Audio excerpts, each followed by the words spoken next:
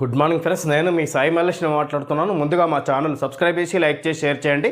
అదేవిధంగా ఈరోజు వార్తల్లోని ముఖ్యాంశాలు తెలుసుకుందాం. ఆంధ్రజ్యోతి దినపత్రిక, ప్రతిపక్షాన్ని తొక్కేస్తున్నారు, మాట్లాడే మార్గాలన్నింటినీ మూసేస్తున్నారు, ప్రజాస్వామిక రాజకీయాలు మారిపోయాయి, 10 ఏళ్ల కిందటి విధానాలు ఇప్పుడు పనికిరావు, రాజకీయాల్లోకి కొత్త తరం రావాలి, ప్రజలతో నేరుగా సంబంధాలు నెరపాలి, విద్వేష రాజకీయాల్ని ప్రేమతో ఎదుర్కొంటాం, భారత్ సదస్సు 2025లో రాహుల్ గాంధీ, మా మిషన్లో మీరు చేరండి, తెలంగాణ రైజింగ్ అంబాసిడర్లుగా రాష్ట్రం గొప్పతనాన్ని ప్రపంచానికి చాటండి, సదస్సులో ప్రతినిధులకు సీఎం రేవంత్ పిలుపు. విధంగా ఇక్కడ ఈ రాష్ట్రంలో హైదరాబాద్లో ఈ విధంగా భారత్ 2025 సదస్సు పేరిట ఈ విధంగా అవగాహన సదస్సుని ఏర్పాటు చేశారు. ఈ విధంగా కాంగ్రెస్ పార్టీ ఆధ్వర్యంలో దీనికి ముఖ్య నేతలు రాహుల్ గాంధీ, వివిధ ముఖ్య అగ్ర నాయకులు కూడా హాజరైనట్టుగా చూడవచ్చు. ఈ విధంగా ఇక్కడ వివిధ దేశాల నుంచి కంపెనీ ప్రతినిధులు, అదేవిధంగా ఇక్కడ కాంగ్రెస్ పార్టీకి సంబంధించిన ముఖ్య నేతలు కూడా ఈ సమావేశంలో పాల్గొన్నట్టుగా చూడవచ్చు. దీనికి సంబంధించి రాహుల్ గాంధీ ముఖ్యంగా మాట్లాడినట్టు చూడవచ్చు. ఈ విధంగా ఇక్కడ ప్రతిపక్షాన్ని తొక్కేస్తున్నారు, ఏం మాట్లాడినా మన కార్యాచరణ, మన విధానాలను ఏమాత్రం కూడా పట్టించుకోవడం లేదు కేంద్ర ప్రభుత్వం అన్నట్టుగా చెప్పుకోవచ్చు. ఈ విధంగా ఇక్కడ మాట్లాడే మార్గాలన్నింటినీ మూసేస్తున్నారన్నట్టుగా చెప్పుకోవచ్చు రాహుల్ గాంధీ.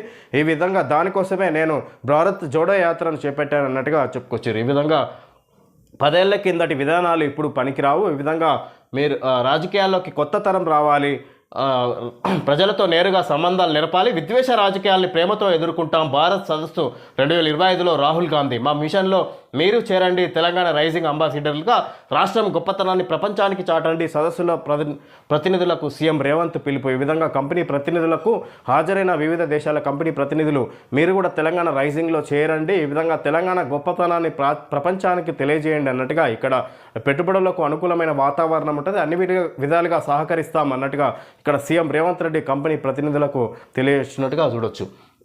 ప్రస్తుతం దుందుడుకు రాజకీయాల్లో ప్రతిపక్షాన్ని తొక్కేస్తున్నారని, తాము మాట్లాడకుండా అన్ని మార్గాలను మూసేస్తున్నారని కాంగ్రెస్ అగ్రనేత రాహుల్ గాంధీ బీజేపీని ఉద్దేశించి అన్నారు.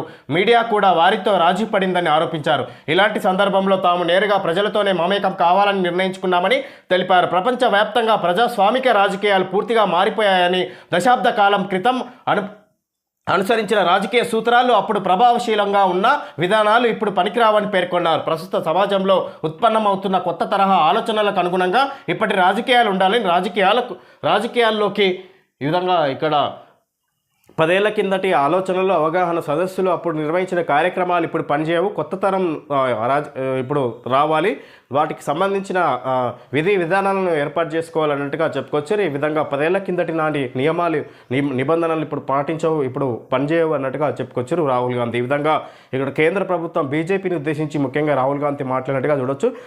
మన అభిప్రాయాలను ఏమాత్రం కూడా పట్టించుకోవడం లేదు, మనకు సంబంధించిన మనం వ్యక్తపరిచిన నిర్ణయాలను కూడా వాళ్ళు పూర్తిగా పక్కన పెట్టిస్తున్నారు అన్నట్టుగా బీజేపీని ఉద్దేశించి మాట్లాడుతున్నట్టుగా చూడొచ్చు. ఈ విధంగా మనం పూర్తిగా ప్రజలతోటే మమేకమై అధికారంలోకి రావాలి రానున్న కాలంలో అన్నట్టుగా చెప్పుకొస్తారు. కేంద్ర ప్రభుత్వం అధికారంలోకి రావాలి కాంగ్రెస్ పార్టీ అన్నట్టుగా ఇక్కడ రాహుల్ గాంధీ బీజేపీని ఉద్దేశించి మాట్లాడినట్టుగా చూడొచ్చు. ముఖ్యంగా భారత్ సదస్సు 2025లో కాంగ్రెస్ అగ్రనేత Rahul Gandhi, CM Revanth Reddy, deputy CM బట్టి విక్రమార్క, పలు దేశాల ప్రతినిధులు, ఉగ్రవాదం ఏ రూపంలో ఉన్నా ఖండిస్తాం, ప్రజాస్వామ్య కార్మిక ఉద్యమాలకు మద్దతిస్తాం, భవిష్యత్తు తరాల కోసం శాంతియుత పంతాలో సాగుతాం, ప్రజాస్వామ్యాన్ని నియంతృత్వ ప్రభుత్వాలు దెబ్బతీస్తున్నాయి, గలమెత్తే వారిపై నిఘా పెడుతున్నాయి, మీడియాను తప్పుదోవ పట్టిస్తూ అబద్ధాల ప్రచారం, భారత్ సదస్సు 2025 తీర్మానం.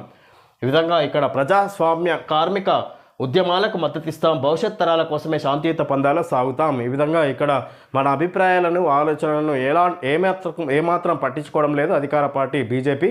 ఈ విధంగా తన నిర్ణయాలకు అనుగుణంగా వెళ్తున్నది అన్నట్టుగా చెప్పుకొస్తారు. ఈ విధంగా ఇక్కడ ప్రజలకు మమేకమై పనిచేద్దాం, ఇక్కడ ప్రజలతోటి ఉంటే ఇక్కడ రానున్న కాలంలో అధికారంలోకి వస్తామన్నట్టుగా చెప్పుకొస్తారు రాహుల్ గాంధీ. ఈ విధంగా ఇక్కడ గలమెత్తే వారిపై నిఘా పెడుతున్నాయి, వాళ్ళని తొక్కేస్తున్నారు అన్నట్టుగా చెప్పుకొస్తారు రాహుల్ గాంధీ. ఈ విధంగా మీడియాను కూడా తప్పుదోవ పట్టిస్తుంది, మీడియా కూడా వాళ్ళకు అధికార పార్టీకి అనుకూలంగానే పనిచేస్తున్నాయి మీడియాలు కూడా అన్నట్టుగా చెప్పుకొస్తారు రాహుల్ గాంధీ. కాళేశ్వరం ఈఎన్సీ కళ్ళు చెదిరే ఆస్తి, హరిరామ్ ఇల్లు సహా 14 చోట్ల ఏసీబీ సోదాలు, మర్కుక్లో 28 ఎకరాల వ్యవసాయ భూమి, బొమ్మల రామారంలో 6 ఎకరాల మామిడి తోట, హైదరాబాద్లో విల్లాలు, ప్లాట్లు, ఇల్లు స్థలాలు, ఏపీ రాజధాని అమరావతిలో వాణిజ్య స్థలం, Bhukya Hariram arrest, judicial remand. Kaleshwaram నిర్మాణంలో ఈఎన్సీది కీలక పాత్ర. ఆయన ఆధ్వర్యంలో 48,665 కోట్ల పనులు. భూక్యా హరిరామ్. విధంగా కాళేశ్వరం ఈఎన్సీ కళ్ళు చెదిరే ఆస్తి. కాళేశ్వరం ప్రాజెక్టు చేపడుతున్న సందర్భంలో ఈఎన్సీ అధికారిగా భూక్యా హరిరామ్ పనిచేసినట్టుగా చూడొచ్చు. ఈ విధంగా కాళేశ్వరం ప్రాజెక్టు పేరిట ఎన్నో అక్రమాలకు ఈ విధంగా ఇక్కడ దారి తీసినట్టుగా చూడవచ్చు. ఈ విధంగా అక్రమార్జన ఆస్తిలో ఈ ఆరోపణలు వస్తున్న సందర్భంగా ఏసీబీ ఈయనపై దాడులు నిర్వహించింది. దాడుల్లో భాగంగా 1,000 కోట్ల రూపాయలు బయటపడ్డాయి అన్నట్టుగా చూడవచ్చు. ఈ విధంగా ఇక్కడ 1,000 ఎకరాలు పొలాలు ఇక్కడ అక్రమంగా సంపాదించింది అన్నట్టుగా ఇక్కడ నిర్ధారణ అయినట్టుగా చూడవచ్చు. ఈ విధంగా అతన్ని అరెస్ట్ చేసినట్టుగా కూడా ఆయన వార్త వెల్లడించినట్టుగా చూడవచ్చు. ఈ విధంగా Kaleshwaram project ENC engineer in chief Bhukya Hariram ఆదాయానికి మించిన ఆస్తుల కేసులో శనివారం అరెస్ట్ అయ్యారు. కాళేశ్వరం ప్రాజెక్టు డిజైన్ల మార్పు వ్యవహారంలో భారీ స్థాయిలో అవినీతి జరిగిందని, ఇందులో హరిరామ్ కీలక పాత్ర పోషించారనే ఆరోపణలు చాలా కాలంగా ఉన్నాయి. మరోపక్క కాళేశ్వరం ప్రాజెక్టుపై జాతీయ ఆనకట్టల భద్రతా సంస్థ ఎన్డీఎస్ఏ నివేదిక ఇటీవలే వెలువడింది. ఈ నేపథ్యంలో హరిరామ్ ఇల్లు, జలసౌధ కార్యాలయం హరిరామ్ ఈ విధంగా అన్ని సోదాలు నిర్వహించారు. ఈయనకు సంబంధించిన ఇల్లు, జలసౌధ కార్యాలయం, హరిరామ్ ఇల్లు, ఈ విధంగా అవన్నీ ఈయనకు సంబంధించిన ఆస్తులు అన్ని ఇళ్లలో ఈ విధంగా సోదాలు నిర్వహించినట్టుగా చూడవచ్చు. 1,000 కోట్ల ఆస్తుల రూపాయలు అక్రమంగా సంపాదించినట్టుగా బయటపడ్డాయన్నట్టుగా చూడవచ్చు. దీంతో అరెస్ట్ చేసినట్టుగా కూడా వార్త వెలువడించినట్టుగా చూడవచ్చు. ఈ విధంగా ఇక్కడ ఏదైతే కాళేశ్వరం ప్రాజెక్టుకి సంబంధించి మేడిగడ్డ బ్యారేజీ నిర్మాణంలో ఈ తప్పుడు నిర్ణయాలకు సంబంధించి ఈయన పాత్ర కీలకంగా ఉందన్నట్టుగా చెప్పుకొస్తారు. ఆ విషయంలోనే ఎన్నో అక్రమాలకు పాల్పడ్డాడన్నట్టుగా చూడవచ్చు ఈఎన్సీ అధికారి హరిరామ్. ఈ విధంగా 1,000 కోట్ల ఆస్తులు సంపాదించుకుని కాళేశ్వరం ప్రాజెక్టు పేరిట అన్నట్టుగా చూడవచ్చు. ఈ సందర్భం సరిహద్దు ఉద్రిక్తం. పాక్ కాల్పుల విరమణ ఉల్లంఘన, హెచ్చరికలు లేకుండానే కాల్పులు ధీటుగా బదిలిస్తున్న మన సైన్యం. బంకర్లలో తలదాచుకునేందుకు సరిహద్దు గ్రామాల ప్రజల ఏర్పాట్లు. బహల్గామ్ ఉగ్రదాడి కేసు విచారణ చేపట్టిన ఎన్ఐఏ. ఈ విధంగా సరిహద్దు ఉద్రిక్తం. పాకిస్తాన్ ఏదైతే ఈ ఉగ్రదాడులు ఏదైనా ఈ పహల్గాంలో జరిగిన ఉగ్రదాడికి వ్యతిరేకంగా కేంద్ర ప్రభుత్వం తీసుకుంటున్న నిర్ణయాలకు అనుగుణంగా పాక్ ఇంకా మరింత యుద్ధ వాతావరణం తీసుకొచ్చే విధంగా పాక్ నిర్ణయాలు ఉంటున్నట్టుగా చూడవచ్చు. ఈ విధంగా ఏదైతే పాక్ సరిహద్దుల్లో ఈ విధంగా సరిహద్దు ప్రాంతాల్లో పాక్ సైన్యం కాల్పులు జరుపుతున్నందున ఈ విధంగా దాన్ని ధీటుగా ఎదుర్కొంటున్నట్టుగా చూడవచ్చు మన భారత సైన్యం అన్నట్టుగా చెప్పుకోవచ్చు. ఈ విధంగా సరిహద్దు ప్రాంతాల్లో నివసిస్తున్న ప్రజలు ఇక్కడ బిక్కుమంటూ ఇక్కడ వాళ్ళు బంకర్లలో తలదాచుకునేందుకు సరిహద్దు గ్రామాల ప్రజల ఏర్పాట్లు అన్నట్టుగా చూడవచ్చు. ఈ విధంగా భయాందోళనలో ఉన్నట్టుగా చూడవచ్చు సరిహద్దు ప్రాంతాల ప్రజలు అన్నట్టుగా ఈ సందర్భంగా చెప్పుకోవచ్చు. తటస్థ విచారణకు మేము సిద్ధం. దుస్సాహసం జరిగితే పాక్ దళాలు సర్వసన్నద్ధం. సింధుపై భారత్ ఏకపక్ష వైఖరి సరికాదు, చర్చలకు రెడీ. ఉగ్రవాదాన్ని సహించాం. పాక్ ప్రధాని షెహబాజ్. మా నీళ్లు రాకపోతే వారి రక్తం ప్రవహిస్తుంది. బిలావల్ భుట్టో ప్రేలాపనలు. ఈ విధంగా ఇక్కడ ఉగ్రవాదాన్ని సహించమన్నట్టుగా చెప్తూనే ఈ విధంగా ఈ భారత్ తీసుకుంటున్న నిర్ణయాలను తీవ్రంగా ఖండిస్తున్నది పాకిస్తాన్. ఈ విధంగా ఏదైతే సింధు జలాల నిలిపివేత అది రక్తపాతానికి దారితీస్తుంది అన్నట్టుగా అక్కడికి సంబంధించిన ఒక ఈ బిలావల్ భుట్టో ప్రేలాపనలు మాట్లాడుతున్నారు. ఈ విధంగా ఇక్కడ యుద్ధం తప్పదన్నట్టుగా హెచ్చరికలు జారీ చేస్తున్నారు పాకిస్తాన్. ఇది సింధు జలాల నిలిపివేత అది సహించలేనిది అన్నట్టుగా చెప్పుకొస్తారు. ఈ విధంగా ఈ ఉగ్రదాడిని నిరసిస్తూ వ్యతిరేకంగా ఈ విధంగా కేంద్ర ప్రభుత్వం కఠిన నిర్ణయాలు తీసుకుంటున్న సందర్భంగా పాక్ మరింత యుద్ధ వాతావరణం తీసుకొచ్చే విధంగా నిర్ణయాలు తీసుకుంటుంది అన్నట్టుగా చూడొచ్చు. ఈ సందర్భంగా నేడే బీఆర్ఎస్ రజతోత్సవ సభ. హనుమకొండ జిల్లా ఎలకతుర్తిలో సర్వం సిద్ధం. అన్ని జిల్లాల నుంచి జన సమీకరణకు ప్రణాళికలు. 154 ఎకరాల్లో సభా ప్రాంగణం. మాట్లాడేది కేసీఆర్ ఒక్కరే. కాంగ్రెస్ బీజేపీలపై విమర్శలు.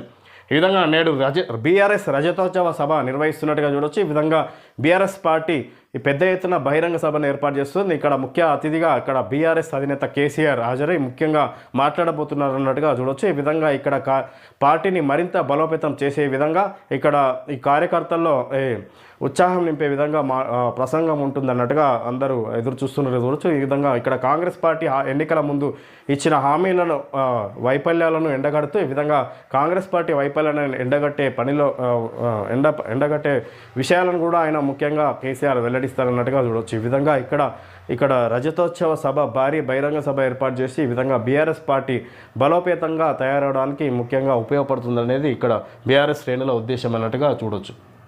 స్టైల్ కోసం సహజమైన అవకాశాన్ని ఎంపిక చేసుకోండి. Linen park shirts trousers fabrics Ramraj అని ఇక్కడ యాడ్ ఇచ్చారు.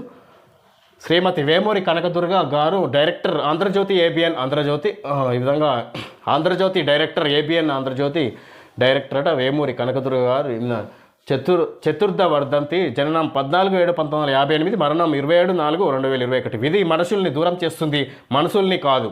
కాలం గాయాల్ని మాన్పుతుంది, జ్ఞాపకాల్ని కాదు. వేమూరి రాధాకృష్ణ మరియు కుటుంబ సభ్యులు. ఈ విధంగా ఆంధ్రజ్యోతి డైరెక్టర్ మరణించింది ఈరోజు. ఈ విధంగా 2021లో 27 ఏప్రిల్లోనే మరణించిన సందర్భంగా ఈ విధంగా చతుర్థ వర్ధంతి సందర్భంగా ఇక్కడ యాడ్ ఇచ్చినట్టుగా చూడవచ్చు. వేమూరి రాధాకృష్ణ, ఆంధ్రజ్యోతి ఎండి రాధాకృష్ణనే ఇక్కడ డైరెక్టర్ కుటుంబ సభ్యులే చనిపోయిన సందర్భంగా ఈ విధంగా యాడ్ ఇచ్చినట్టుగా ఇక్కడ చూపించినట్టుగా చూడవచ్చు. ఓకే ఫ్రెండ్స్, ఈరోజు వార్తల్లోని ముఖ్యాంశాలు తెలుసుకోవడం జరిగింది. Thank you friends.